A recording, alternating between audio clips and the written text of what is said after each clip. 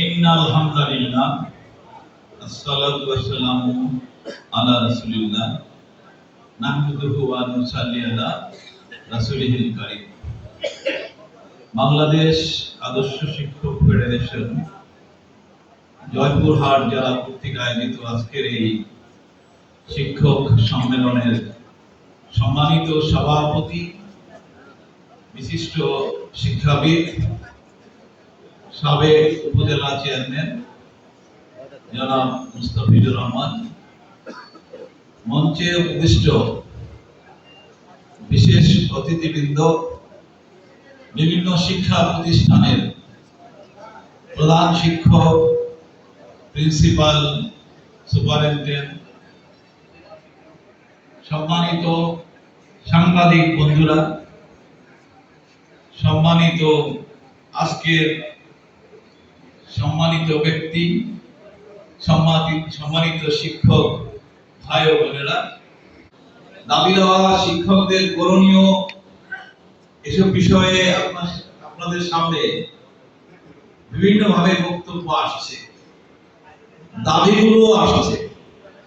যেহেতু ছাত্র শিক্ষক পরিষদের সভাপতিরা বক্তব্য রেখেছেন, যার যার দাবির কথাও বলেছেন, আপনারা কিছু প্রশ্ন করেছেন, সেই প্রশ্নের উত্তর অনেকগুলো এসে গেছে বিভিন্ন আলোচনার মধ্য দিয়ে। আমরা রিপিটেশন না করে নতুন কথা বলার জন্য চেষ্টা করি। সম্মানিত বন্ধুরা, আজকে আপনারা বলেছেন যে এই জায়গাটায় এইভাবে এই মূলত 17.5 বছর, যদি আমরা 111 পর থেকে ধরি, 17.5 বছর আমাদের প্রকৃতপক্ষে বাক স্বাধীনতা ছিল না, এইভাবে বসার কোনো সুযোগ ছিল না, ঠিক না? আমরা আল্লাহর কাছে শুকরিয়া আদায় করি। বাংলাদেশটা শাহজালালের দেশ, শাহ মখদুমের দেশ, যে দেশের মুসলমানরা আজানের শব্দ শুনে জাগ্রত হয়, যে দেশের মুসলমানরা আজানের শব্দ শুনে ঘুমাতে যায়, সেই তৌহিদি জনতার দেশে কোন জুলুম, নির্যাতন, নিপীড়ন হতে পারে না। অন্ধকার আসতে পারে, আবার অন্ধকার বিদূরিত হবে। আমরা তার প্রমাণ পেয়েছি 15ই আগস্ট 1975 জগত্তর পাথর হিসেবে বাদশাহ প্রতিষ্ঠিত হয়েছিল। আমরা মনে করেছিলাম প্রত্যেকটি জেলায় জমিদার সিস্টেম চালু হবে। পরের দিন সকালবেলা যেখানে গভর্নরদেরকে শপথ করানোর কথা ছিল, স্বপ্ন ভাবিনি এই সরকারের পতন হবে, কিন্তু আল্লাহ রাব্বুল আলামিনের ইচ্ছায় সেই সরকারের পতন হয়েছিল। ঠিক কিনা বলেন? আমরা যখন ভেবেছি 15 বছর ক্ষমতায় থাকার পরে নির্বাচন খেলা করে আবারও ক্ষমতায় বসছে, আমরা হতাশ হয়েছিলাম। মহান রাব্বুল আলামিন বলেছে, তোমরা হতাশ হয়ো না, সবর করো, ইন্নাল্লাহা মা'আস সাবিরিন, নিশ্চয়ই তোমাদের জন্য সবরের পুরস্কার দেওয়া হবে। ভাবতেও পারিনি 5ই আগস্ট দ্বিতীয়বারের মতো স্বাধীনতা হবে।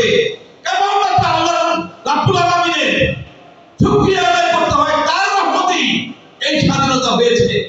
উছিলা ছিল ছাত্র আন্দোলন, বৈষম্যবিরোধী আন্দোলন। আমি আপনাদেরকে বলে দেই, আপনারা ইতিহাসে শুনেছেন, একটা সূরার শানে নজরুল দেখেছেন, যখন কাবা শরীফ ধ্বংস করার জন্য বিশাল এক শক্তিধর স্বৈরাচারী শাসক সেই কাবা শরীফ ধ্বংস করতে চেয়েছিল, ঠিক সেই সময় আবাবিল পাখি দিয়ে সেটাকে রক্ষা করা হয়েছিল কিনা? আপনি কি মনে করেন স্কুলের ছাত্র, কলেজের ছাত্র আর ইউনিভার্সিটির ছাত্রের মাধ্যমে এই স্বাধীনতা আসছে? তাদেরকে ওসিলা করেছে আল্লাহ, তাদের ওসিলায় এই স্বাধীনতা আসছে, আল্লাহর রহমতে এসেছে। এর শুকরিয়া হিসেবে আমাদেরকে এখন পদক্ষেপ নিতে হবে। সেই পদক্ষেপ কি? সুযোগ এসেছে এই দেশে আপনার মতামতের ভিত্তিতে এমন একটি সরকার গঠন করা আগামী দিনে, যে সরকারে এমন লোক ইচ্ছা করলে আপনি পাঠাতে পারেন যিনি আল্লাহকে ভয় পায়, কারণ খোলাফিতি আছে, এমন একটি সরকার যদি আপনি কায়েম করতে পারেন, এই হাজারো দাবি, এই দাবি আমাদের করতে হবে না ইনশাআল্লাহ। আপনারা লক্ষ্য করেছেন যে আমাদের বর্তমান ডাক্তার শফিক সাহেব তার এলাকায় একটা এমবিবিএস মেডিকেল কলেজ করেছেন। সেখানে আপনারা দেখেছেন, যারা দেখেছেন, হিন্দু বৌদ্ধ কর্মচারী প্রায় 20% সেখানে রয়েছে, অথচ তিনি জামাতের আমির। তাহলে এদেশে হিন্দু বৌদ্ধ খ্রিস্টানদের জন্য নিশ্চয়তা দেখে কোরআন হাদিস ইসলাম। সুতরাং আমি বলতে চাই, যে সমস্ত হিন্দু ভাইরা শিক্ষক আছেন, অন্য ধর্মের ভাইরা শিক্ষক আছেন, বোনেরা শিক্ষক আছেন, সকলেই কিন্তু আমাদের আদর্শ শিক্ষক ফেডারেশনে যোগদান করতে পারবেন, এমনকি নেতৃত্ব দিতে পারবেন। আমি আপনাদেরকে আহ্বান জানাবো, অন্য ধর্মের যারা আছেন তারা এগিয়ে আসুন, শিক্ষক ফেডারেশনের কাজে অংশগ্রহণ করুন। আমরা আপনাদেরকে নেতৃত্ব দিব ইনশাআল্লাহ। এদেশে এমন একটি সমাজ কায়েম করতে হবে, যে সমাজে প্রত্যেকটি পদক্ষেপ হবে আল্লাহর ভয়কে সামনে রেখে। আমরা দেখেছি দ্বিতীয় খলিফা হযরত ওমর রাদিয়াল্লাহু আনহুকে খুঁজতে আসছে বিদেশি রাষ্ট্রদূতেরা। খুঁজতে পেয়েছে কোথায়? কাহিনী জানেন, আমি সংক্ষেপে বলছি। খেজুর গাছের নিচে গামছা পেতে শুয়ে আছে। খেজুর গাছের ডালে একটু মানে ছায়া আসতেছে আর বাকিটা রোদ আসতেছে। আশ্চর্য! তারা বলছে আমাদের রাষ্ট্রের প্রধানকে, আমাদেরকে রাষ্ট্রের অন্যান্য গুরুত্বপূর্ণ ব্যক্তিদেরকে পাহারা দিতে হয়, আর আপনাদের দ্বিতীয় ওমর গাছের নিচে শুয়ে আছে। কারণ উত্তরে বলা হয়েছিল যে তিনি মানুষের বন্ধু, তিনি মানুষের সহযোগী শক্তি, তার কোন শত্রু থাকতে পারে না।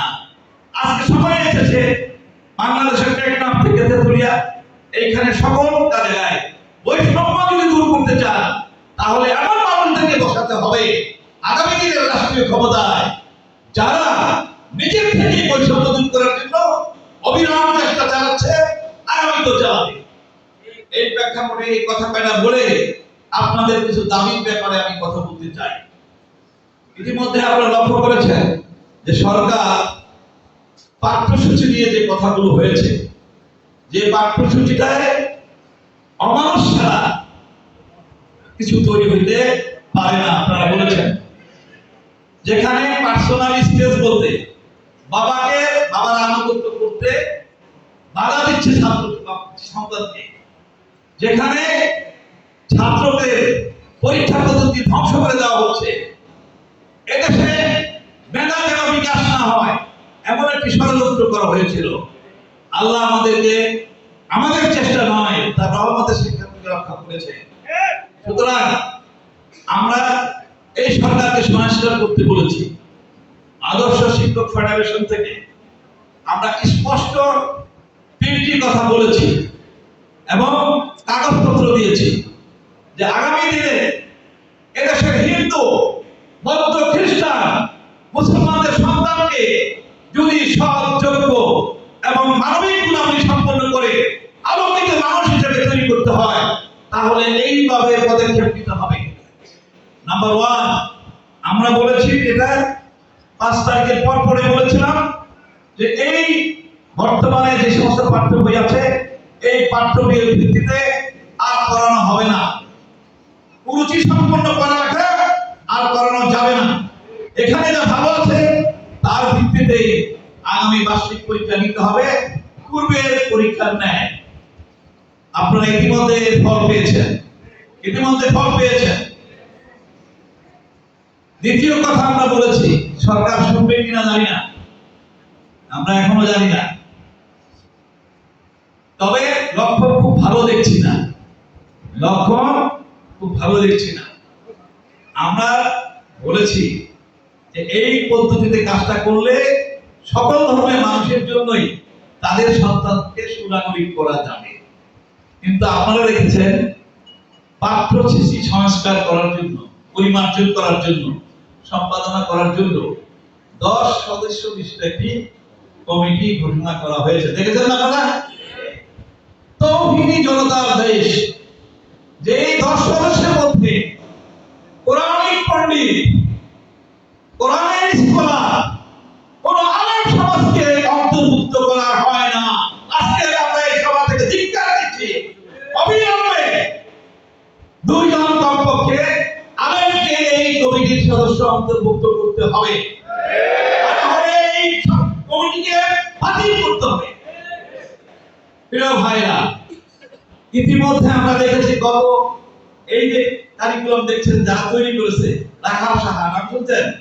রাখাল সাহা, হ্যাঁ, মামুন ঢাকা বিশ্ববিদ্যালয়ের যারা এই স্বৈরাচারী সরকারের দোষর ছিল, লুৎফা মিত্রা যে এই স্বৈরাচারী সরকারের দোষর ছিল, এরকম 3-4 জন কে অন্তর্ভুক্ত করা হয়েছে 10 জনের মধ্যে। আজকে সভা থেকে আমরা বলতে চাই, এই 3 জনকে অবিলম্বে এই সদস্যপদ বাতিল করতে হবে, আর এখানে আলেম ওলামাদেরকে অন্তর্ভুক্ত করতে হবে ইনশাআল্লাহ। প্রিয় ভাইরা, আমরা ইতিমধ্যে মন্ত্রণালয়, শিক্ষার যতগুলি উইং আছে সেখানে আমরা বলেছি বিগত সরকারের যারা দলীয় কর্মী রয়েছে তাদেরকে অবিলম্বে অপসারণ করতে হবে নির্বাহী আদেশের মাধ্যমে। কিন্তু এই রেজাল্ট আমরা এখনো পাই নাই। যারা পালিয়ে গেছে, যাদেরকে ছাত্ররা সরিয়ে দিয়েছে, সেই আসনগুলো, পদগুলি খালি হয়েছে। আমরা সরকারের দৃষ্টিতে দিতে চাই। আবারও বলতে চাই, যারা স্বৈর শাসকের দোষর ছিল, যারা অন্যায় করেছে, জুলুম করেছে, নির্যাতন করেছে, এমন ব্যক্তিরা প্রশাসনের যেখানে যেখানে এখনো আছে, কলেজ, স্কুল, মাদ্রাসা, প্রিন্সিপাল, ভাইস প্রিন্সিপাল হিসেবে যারা দায়িত্ব পালন করেছেন, এই ধরনের দুষ্ট প্রকৃতির লোকদেরকে নির্বাহী আদেশের মাধ্যমে তাদেরকে বাতিল করতে হবে। প্রিয় বন্ধুরা, দ্বিতীয় কথা আমরা বলেছি সরকারকে যে এই শিক্ষা ব্যবস্থার পরিবর্তন করা খুব কঠিন নয়, সহজ পদ্ধতি যদি আমরা সহজভাবে নেই। আমরা স্পষ্টভাবে পাঠ্যপুস্তক সংস্কার কমিটির যিনি কনভেনার আছেন ধর্ম কবিরুল ইসলামকে আমরা কাগজপত্র দিয়েছি, বলেছি যে আপনারা 2006 সালে যে পাঠ্যপুস্তক ছিল সেই পাঠ্যপুস্তকগুলোকে আগামী 25 সালে পাঠ্যপুস্তক অন্তর্ভুক্ত করে কিছু সংস্কার করে আবু সাইদের মতো দেশপ্রিয় নাগরিক শহীদদের জীবনে নিয়ে এরকম কিছু কবিতা, প্রবন্ধ অন্তর্ভুক্ত করে কিছু ইসলামিক বা আদর্শিক, ইসলামিক বলবো না, আদর্শিক কবিতা প্রবন্ধ দিয়ে 2006 সালের পাঠ্যপুস্তককে আপনারা আগামী পাঠ্যপুস্তক হিসেবে ব্যবস্থা নেন। সেটা এখনো হয় নাই। আজকের মিটিং থেকে আমরা অন্তর্বর্তী সরকারের দৃষ্টি আকর্ষণ করতে চাই যে আমাদের কল্যাণটা সন্তানদের নিয়ে যারাই খেলবে, যারাই তাদের চরিত্র নষ্ট করার চেষ্টা করবে, তাদেরকে আমরা সহ্য করবো না, তাদের হাত ভেঙে দিব। অবিলম্বে আমরা বলতে চাই যে 2006 সালের পাঠ্যপুস্তক পুনরায় অন্তর্ভুক্ত করা হোক, চালু করা হোক।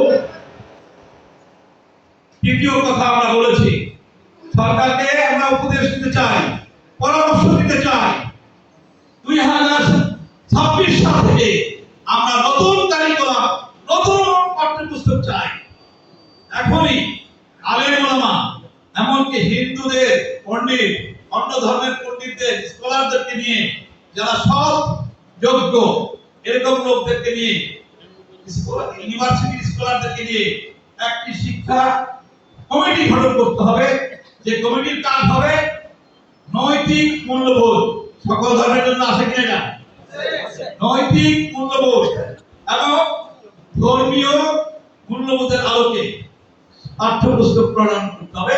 শিশু শ্রেণী থেকে স্নাতকোত্তর পর্যন্ত সকল জায়গায় যার যার ধর্মের বিষয়গুলো অন্তর্ভুক্ত করতে হবে এবং স্নাতকোত্তর পর্যন্ত ক্লাস 1 থেকে আধুনিক শিক্ষায় ইসলামিক শিক্ষা, ইসলামিক স্টাডিজ এগুলো চালু করতে হবে।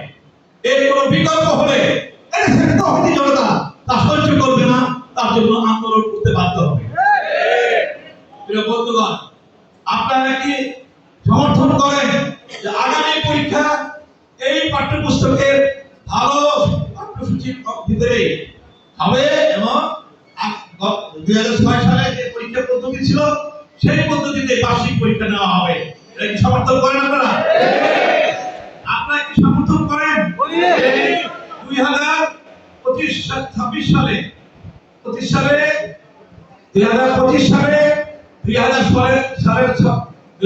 সালের পাঠ্যপুস্তকে আমাদের শিশুদেরকে দেওয়া হোক। আপনারা কি সমর্থন করেন? আপনারা কি সমর্থন করেন?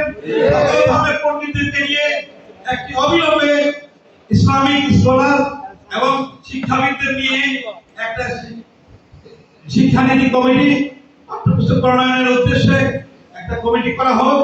26 সাল থেকে ধর্মীয় মূল্যবোধ ও নৈতিক মূল্যবোধের ভিত্তিতে এই শিক্ষা ব্যবস্থা চালু হোক। এটাকে আমরা সমর্থন করেন? সুতরাং আমরা সরকারের সহযোগী হিসেবে কাজ করতে চাই, তাদের বন্ধু হিসেবে কাজ করতে চাই, তাদেরকে আমরা সহযোগিতা করতে চাই।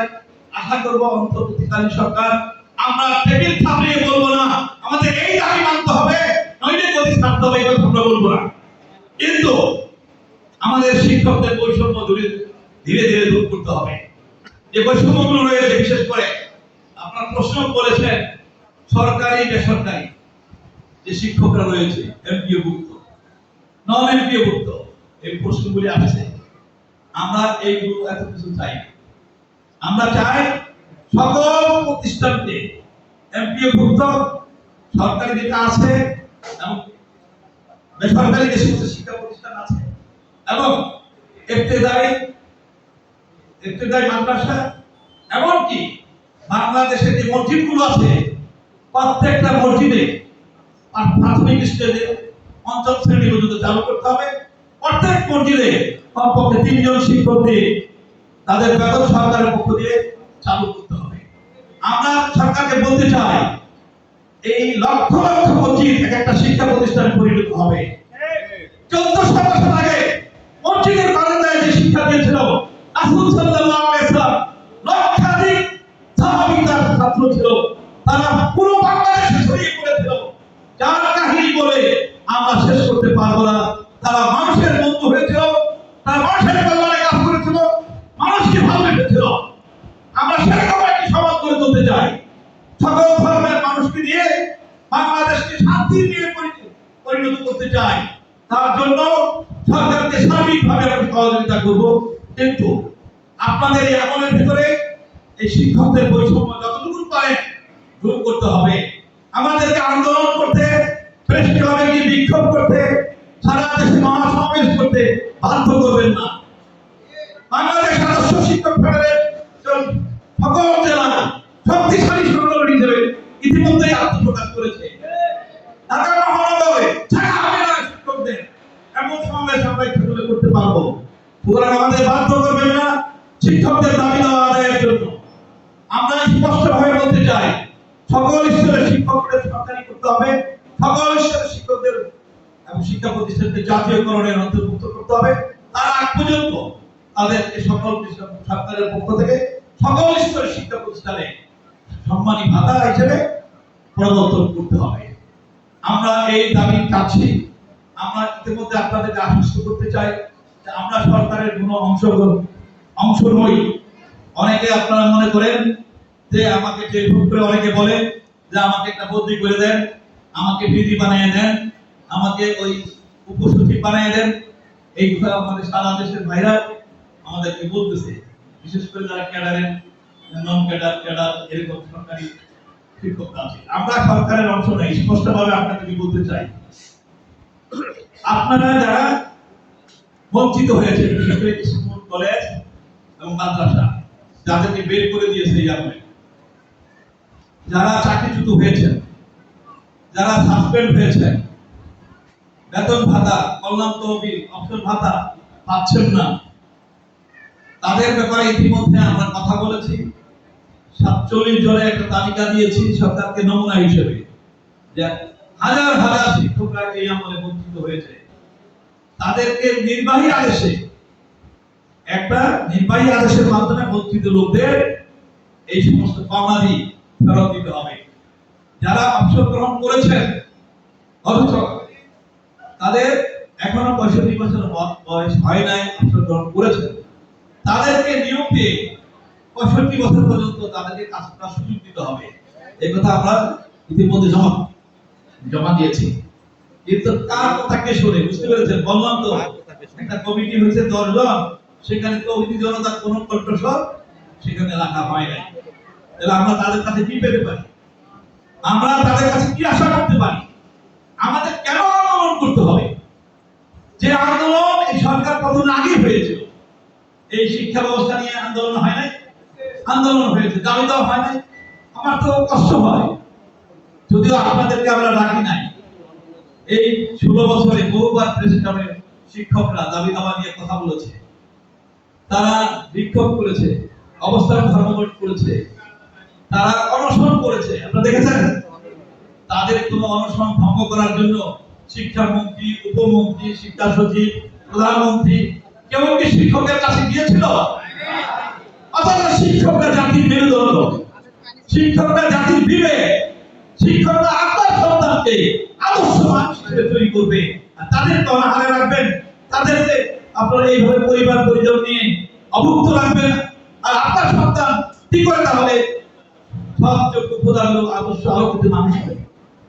এটা শোনাতে পারা যায় নাই। পুলিশ প্রশাসনের বেতন বাড়ায় দেওয়া হয়েছে, আর্মিদের বেতন বাড়ায় দেওয়া হয়েছে, ঠিক কিনা বলেন? কেবল বাড়ানো হয় না, শিক্ষকদেরকে বলা হয় যে তারা এতিমের মতন, ভিক্ষুকের মতন তাদের কাছে চাইবে কিন্তু পাইবে না। এই অবস্থা আগামীতে চলতে দেওয়া যাবে না। বাংলাদেশ আদর্শ শিক্ষক ফেডারেশন কোন দাবি নিয়ে যদি ময়দানে নামতে হয়, দাবি মানা থানা, আমরা সেখান থেকে ফিরে আসবো না। আপনারা কাজে আছে প্রিয় বন্ধুগণ। সুতরাং এই সরকারকে আমরা ডিস্টার্ব করবো না, এই সরকারকে সহযোগিতা করব আমাদের দাবি দেওয়া আদায়ের জন্য। তাদের সাথে অলরেডি আমরা কথা বলছি আপনাদের পক্ষ থেকে, আর নিপীড়িত লাঞ্ছিত শিক্ষকদের পক্ষ কথা বলা হচ্ছে। আপনারা যার যার জায়গা থেকে, আপনার কলেজ থেকে, আপনার মাদ্রাসা থেকে, আপনার স্কুল থেকে আপনাকে বের করে দেওয়া হয়েছে, সেখানে আপনি চেষ্টা করবেন প্রধান শিক্ষক, প্রিন্সিপাল, কমিটি তাদের মাধ্যমে সমস্যার সমাধান করার জন্য ভদ্রতার মধ্য দিয়ে। যদি না হয়, আপনি এই আন্দোলনে যারা করেছে, বৈষম্য বিরোধী ছাত্র যারা আছে, তাদের জামাত নেতৃবৃন্দ, অন্যান্য নেতৃবৃন্দ সবাইকে নিয়ে সেখানে যাবেন, আমার এই সমস্যার সমাধান করতে হবে, আপনারা এই স্কুলে তালা মারা হবে। কথা বলছেন? এটা সরকারকে কোনো ডিস্টার্ব করা হবে না। এখানে কিন্তু আমাদের কোনো কাজ নাই। ওই প্রতিষ্ঠানে আমি যুক্ত হইলে এই প্রতিষ্ঠানে আপনার এলাকার লোক নিয়ে সেই সমস্যার সমাধান করতে আপনি বুঝাই পেরেছে। সুতরাং স্কুল, কলেজ, মাদ্রাসার শিক্ষকরা যারা এখনো সমস্যার সমাধান হয় নাই, তারা প্রথমে নিজে চেষ্টা করবেন, তারপরে এলাকার লোক নিয়ে চেষ্টা করবেন, তারপরে আপনি ডিসির মাধ্যমে এই সমাধান করার চেষ্টা করবেন, তা না হইলে আইনের মাধ্যমে করার চেষ্টা করবেন। এটার পরেও যদি না হয় আমাদেরকে জানাবেন, আমরা অলরেডি নির্বাহী আদেশে এটা করার জন্য বলেছি। তারা করবে কিনা আমি জানি না, আমরা আবার চাপ সৃষ্টি করব। সুতরাং আপনাদের চেষ্টা নিজের থেকে শুরু করতে হবে। ওই সময় বিরোধী আন্দোলনে খাতিরে আজকে পরিবেশ সৃষ্টি হয়েছে। আমি শুনতে চাই যে যারা উপস্থিত হয়েছে, এই কলেজ, স্কুল, মাদ্রাসা, এখানে যারা বঞ্চিত হয়েছে, অথচ সমাধান হয় নাই, তারা একটা হাত তুলে তো। এরকম আছে? মাত্র একজন আছে, 2 জন। ওনাদেরকে জেলা আমিনকে আমি দেখাই দিয়ে গেলাম, জেলা আমিন সাহেব, ওনাদেরকে আপনারা সার্বিকভাবে সহযোগিতা করবেন। স্থানীয় থেকে শুরু করে ডিসি পর্যন্ত যেতে হলে যাবেন, ওনারা যেন ওনাদের দাবি দেওয়া, ওনাদের কষ্টের জায়গাটা দূর করতে পারে। ইনশাআল্লাহ আশা করি হয়ে যাবে ইনশাআল্লাহ। প্রিয় ভাইরা, আমি এখন সর্বশেষ কয়েকটি দৃষ্টি আকর্ষণ করে আমার বক্তব্য শেষ করতে চাই। আপনারা জানেন, এদেশে হিন্দু, বৌদ্ধ, খ্রিস্টান যারাই আছে, তাদের সন্তান তাদের কাছে প্রিয়, তাদের পরিবার, ঠিক কিনা? শুধু মুসলমান না, সকল ধর্মের জন্যই দেশে, ঠিক কিনা বলেন? সুতরাং আমরা